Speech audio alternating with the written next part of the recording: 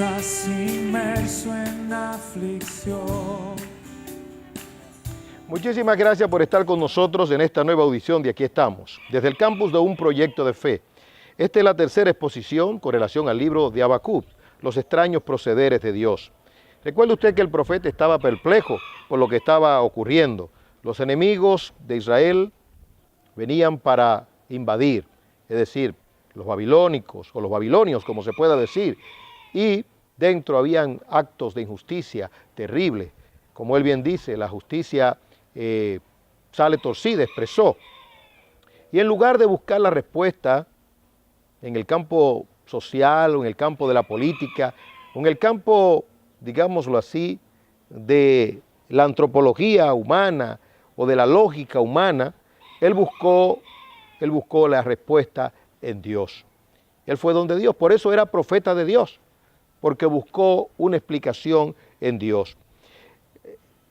La confusión del profeta se tranquiliza ciertamente, pero por otro lado aumenta por la respuesta que Dios le da. Dios le dice, escribe lo que va a ocurrir porque es muy grande. Además, lo que va a ocurrir es diferente a lo que espera el mundo que ocurra. Y hasta mi propio pueblo, dice Dios, si no está sintonizado con mi voluntad, con mi justicia, con mis procederes. No se olvide usted que el Dios de Habacuc también es el Dios de Daniel. Y Dios le reveló a Daniel que Él quita reyes y que Él también pone reyes. El asunto es que Dios le dijo, bueno, voy a levantar a los caldeos. ¿Usted ve?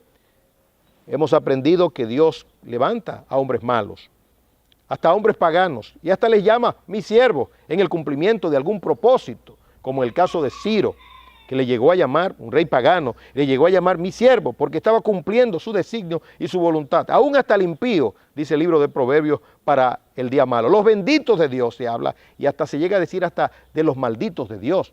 ¿Cómo así? Bueno, que nada escapa del control y de la voluntad de Dios. Y en el transcurso del programa hablaremos de esa economía de Dios, de ese proceder de Dios, desde la perspectiva de Juan Calvino, tan menospreciado que ha sido el teólogo de la Reforma, y probablemente por un mal entendimiento, ¿verdad? Porque no se han leído sus libros. Hablaremos un poco más, ampliaremos más acerca de cómo Calvino, ¿verdad?, se adhería al consejo de Dios, a la palabra de Dios, y hablaba en consecuencia, de una manera libre, sin tapujo, porque no es fácil hablar la palabra de Dios, sobre todo cuando la lógica humana se interpone. Esperando la respuesta de Dios. Sí, eres limpio de ojos para ver el mal, lo sé, eres eterno, eres santo, pero estoy viendo injusticia. Dime, entonces, y veo que los malos se mofan, festinan sus inmoralidades y hasta la catalogan de legales sus inmoralidades, y sus crímenes los legalizan. La homosexualidad, que es un acto inmoral, el aborto en todas sus dimensiones, que es realmente un crimen, la eutanasia legalizada, se mofan, la promueven, etc. Entonces dice Habacuc, no me queda otra alternativa que esperar, y yo estaré como atalaya, esperando la respuesta de Dios. Y tiene que concluir luego, como usted ya vio, que el justo por su fe vivirá. 3 veces en la Biblia aparece esto, quiero decir, en el Nuevo Testamento, en la Epístola a los Romanos, en la Epístola a los Gálatas y en la Epístola a los Hebreos, las 3 cartas más importantes desde el punto de vista doctrinal del Nuevo Testamento. El justo por su fe vivirá.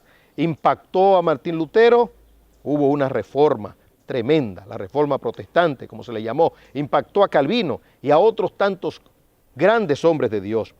Pero otro pasaje más que llama la atención es la forma correcta de orar. Hemos aprendido que no debemos de apresurarnos a orar cuando no entendemos los procederes de Dios. Debemos reflexionar y pensar, ¿verdad?, delante de Dios. En tu ira acuérdate de tu misericordia. Oró correctamente. A veces pedimos a Dios, no manifieste tu ira. No, es una oración inadecuada. En tu ira, Señor, porque tu ira es justa y procede de tu justicia. Procede de tu indignación. A la ira de Dios y a la ira humana le precede la indignación. Entonces, luego de la indignación viene la ira. Lo que pasa es que la ira de Dios está canalizada, regulada por su mansedumbre. y está regulada por su santidad y por su justicia. Es decir, que la ira de Dios es una ira gloriosa, es una ira santa. En tu ira, acuérdate de tu misericordia. No importa dónde se manifiesten las iras de Dios, si dentro de nuestra casa, en la iglesia, fuera de la iglesia, en el gobierno, en el Estado, donde quiera. En medio de tu ira, Señor, acuérdate de tu misericordia. ¿Acaso no se acordará Dios? Sí, pero Dios quiere que oremos así. Acuérdate de tu misericordia. Veremos en el programa de hoy, entonces, que debemos de esperar tranquilos los juicios de Dios.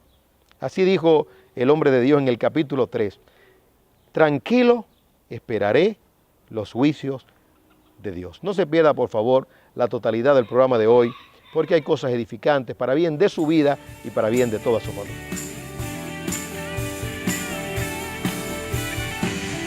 Si estás inmerso en aflicción, así ya